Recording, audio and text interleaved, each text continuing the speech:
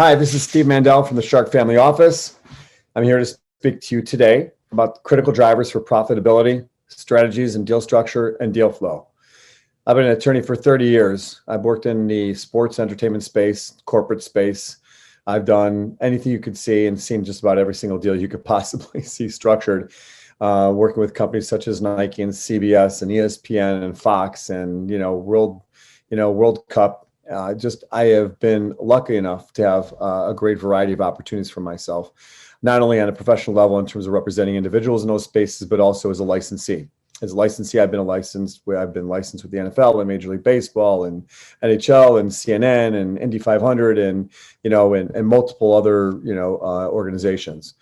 And because of that, I took my expertise and as an entrepreneur, and I kind of married that all together. And I find myself in a unique situation of really flushing through a lot of deal flow on a daily basis. I love being an entrepreneur. The Shark Family Office looks for particular deals. We actually lend our hands to a lot of deals in the sense that we come in and we consult at the same time.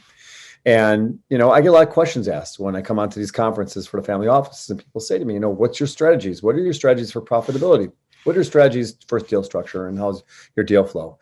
And, the first thing I tell people, the most important thing for me is the most critical driver is building relationships, right? It might be cliche, but I'm not looking for win-lose. I'm looking for win-win.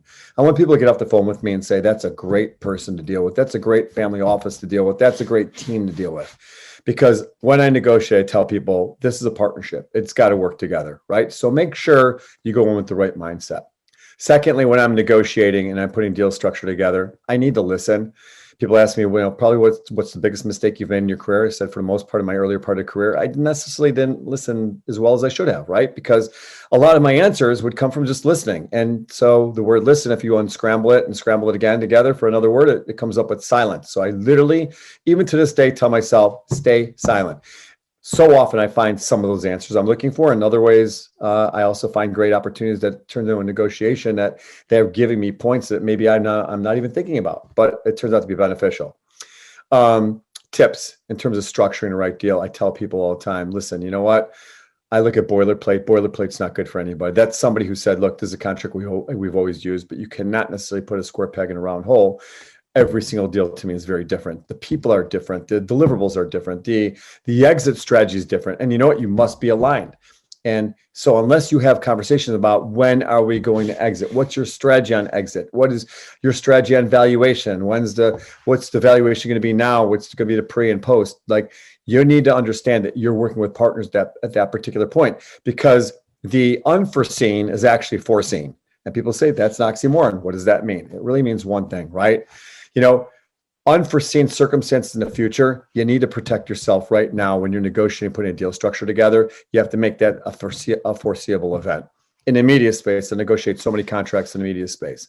10 years ago, when we were doing contracts for radio and TV, it was radio and TV. And then what happens is those contracts were renegotiated again. And then it didn't call for anything in terms of limitations for like podcasting or social media or Instagram. Nobody foresaw Instagram. Nobody foresaw TikTok, right? Nobody foresaw the streaming capabilities that are out there right now. And so, contracts started to be reshaped differently. I started shaping contracts when I was working with companies to say, look, you better put in there that any medium now or known in the future, is critically important to cover yourself and make sure that you're talking about what the unforeseen future is. In that space, it happened to be new mediums.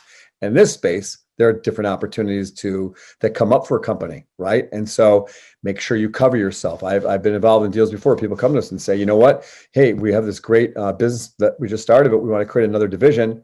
It's very closely associated. We're going to bring a whole new investor group in. And I say, wait a second, let's put on the brakes. I'm part of that too, because my agreement covers every opportunity that comes from this corporate business, right? So those are small little tricks in a trade. The other thing that I think is always very important is look at the language in a membership agreement, right? Or a shareholder agreement. A lot of times people gloss over that. Sometimes they send it to their attorney, and attorneys are used to seeing these things, and it just becomes boilerplate to them too. But there's language in there a lot of times that can really hurt you, such as that they could have a capital call, for example. And I look out for those all of the time. In other words, let's just take COVID-19 right now, right? Restaurants are closing left and right. and restaurants are losing money. What do? They call on to their old investor pool and say, hey, pony up because we have a capital call in here. And the capital call is we're bringing your money, we're calling it in. If you don't, you might get diluted down, or perhaps maybe you lose it altogether. And I've had people come to me many times, high profile celebrities and whatnot, saying, I signed this great deal. They came for me to invest again. And I said, I really want to invest again. Because I said, well, you're forced to. And if you're not, you're going to get diluted down. And they just did not know the impact of that language in there. So make sure deal structure is really solid.